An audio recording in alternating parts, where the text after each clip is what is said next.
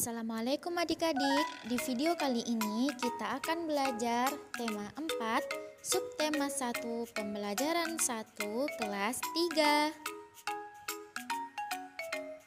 3. Muatan bahasa Indonesia, kewajiban dan hak di rumah.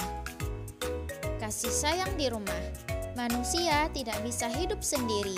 Sebagai manusia, kita wajib saling mengasihi dan menyayangi. Menyayangi keluarga merupakan salah satu kewajiban kita. Di dalam setiap kewajiban selalu ada hak yang kita dapatkan. Kewajiban dan hak hendaknya dilaksanakan secara seimbang. Akan tetapi, masih ada orang yang tidak melaksanakan kewajibannya. Setiap orang harus melaksanakan kewajiban. Sebagai seorang anak, kamu harus menyayangi orang tuamu.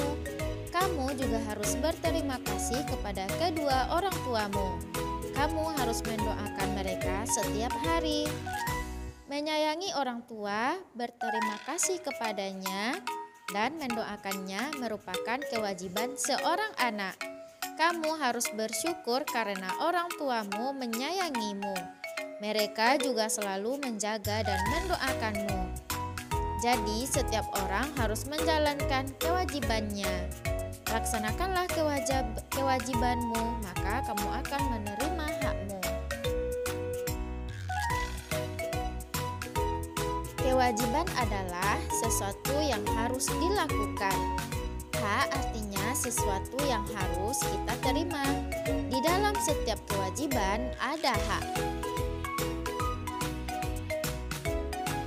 Mengenal kalimat saran. Kalimat saran adalah kalimat yang berisi pendapat. Kalimat saran digunakan untuk menyelesaikan permasalahan. Bahasa yang digunakan pada kalimat saran berupa bahasa santun. Kalimat saran ditandai dengan kata seharusnya, sebaiknya, dan hendaknya.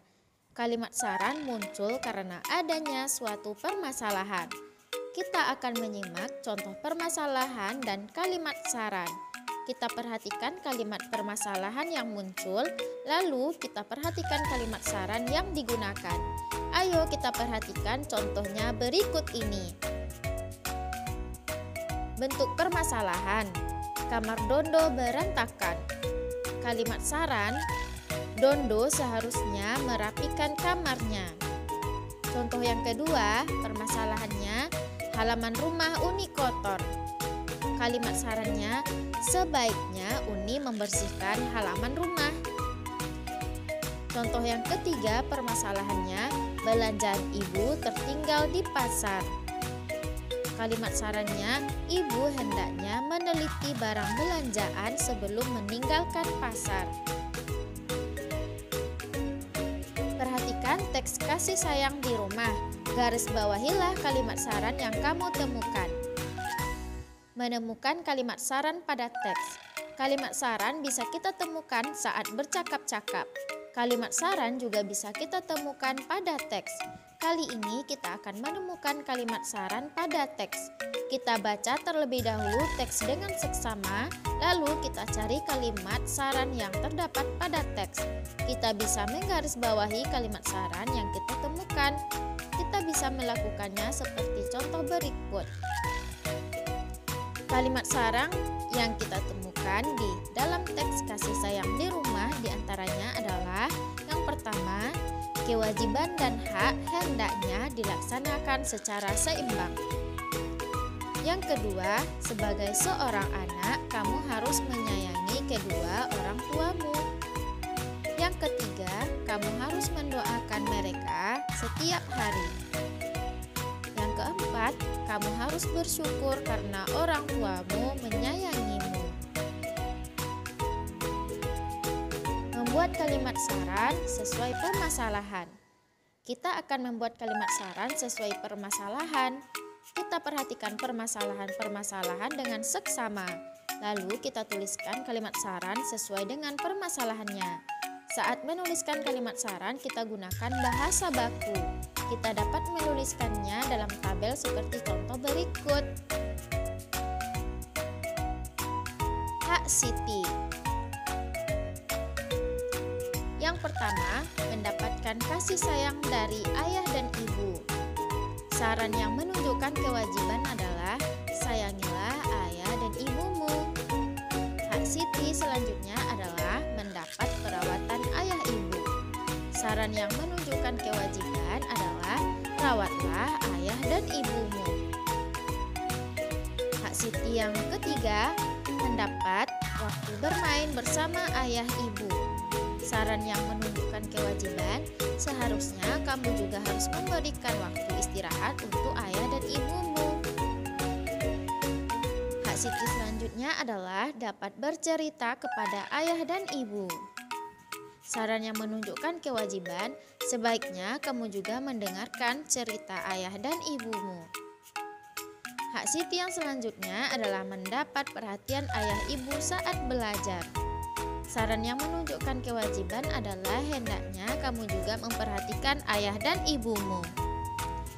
Hak Siti yang terakhir adalah mendapat bantuan ayah ibu saat kesulitan. Saran yang menunjukkan kewajiban adalah bantulah ayah ibumu saat mereka kesulitan. Muatan matematika, menentukan dua bilangan yang jumlahnya diketahui.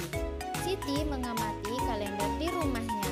Siti menghitung dalam 1 tahun ada 365 hari. Siti menggunakan banyak waktunya belajar di rumah. Ketika libur, Siti belajar bersama kedua orang tuanya di rumah. Berapa hari Siti belajar di sekolah? Dan berapa hari Siti belajar bersama orang tuanya? Tuliskan 5 kemungkinan lain di bawah contoh berikut ini. Jumlah hari belajar adalah 365 hari. Caranya yaitu mencari bilangan yang apabila dijumlahkan akan menghasilkan jumlah hari. Contohnya adalah hari belajar di sekolah adalah 250 hari. Apabila kita kurangkan 365 hari dengan 250, maka hasilnya adalah 115 hari. Jadi jumlah hari belajar di rumah adalah 115.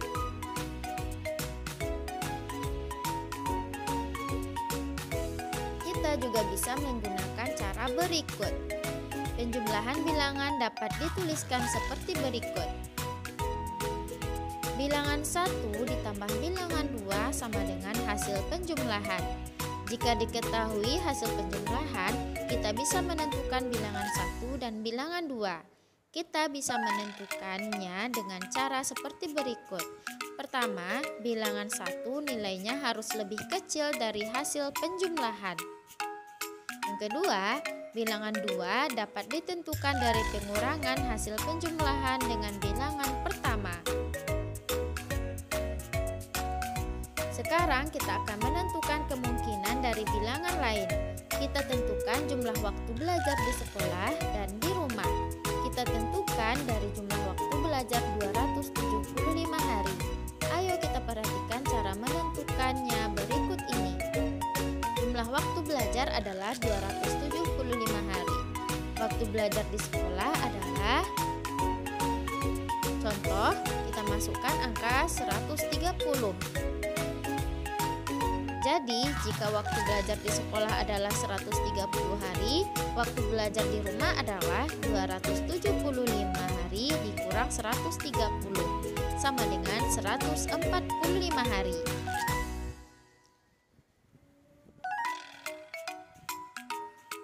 Muatan SBDP, ketentuan saat bernyanyi. Kamu tentu sangat senang mendapatkan perhatian dari orang tua. Kamu dapat menyampaikan rasa sayangmu dengan menyanyi. Tahukah kamu lagu Jika Ibuku Tua Nanti? Ayo kita nyanyikan bersama.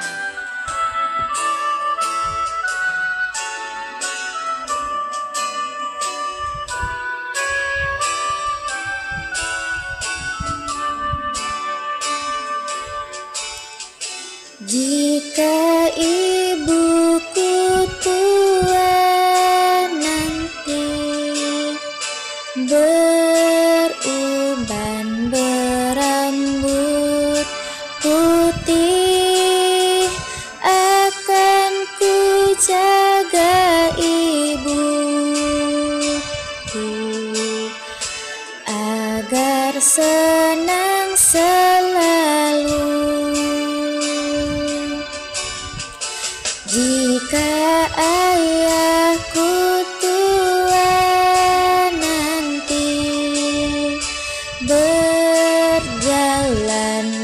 bertongkat kayu, akan ku tuntun selalu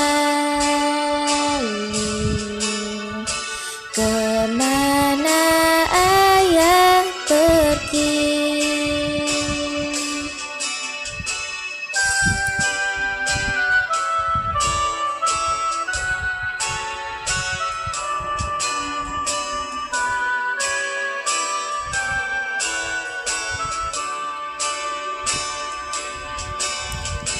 Jika ibuku tua nanti, beruban berambut putih, akan ku jaga ibuku agar senang selalu. Jika ayahku tua nanti, berjalan bertongkat kayu, akan ku tuntun selalu kemana ayah pergi.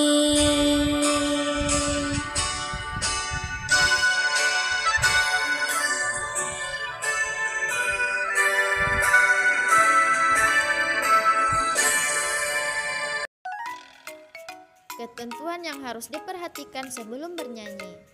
Bernyanyi merupakan kegiatan yang sangat menyenangkan.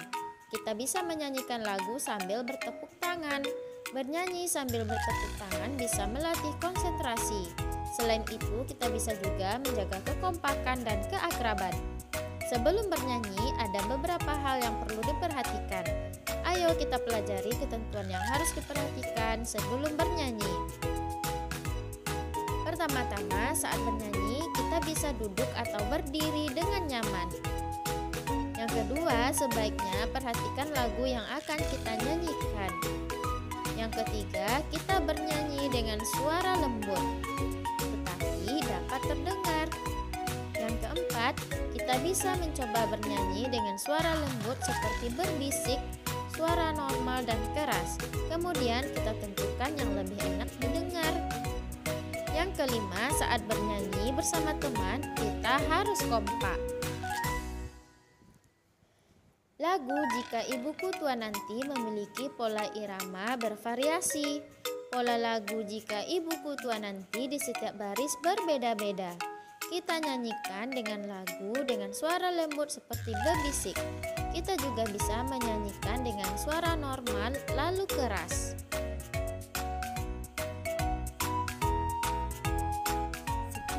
Video pembelajaran kita kali ini, semoga bermanfaat dan sampai jumpa lagi dengan video-video pembelajaran selanjutnya.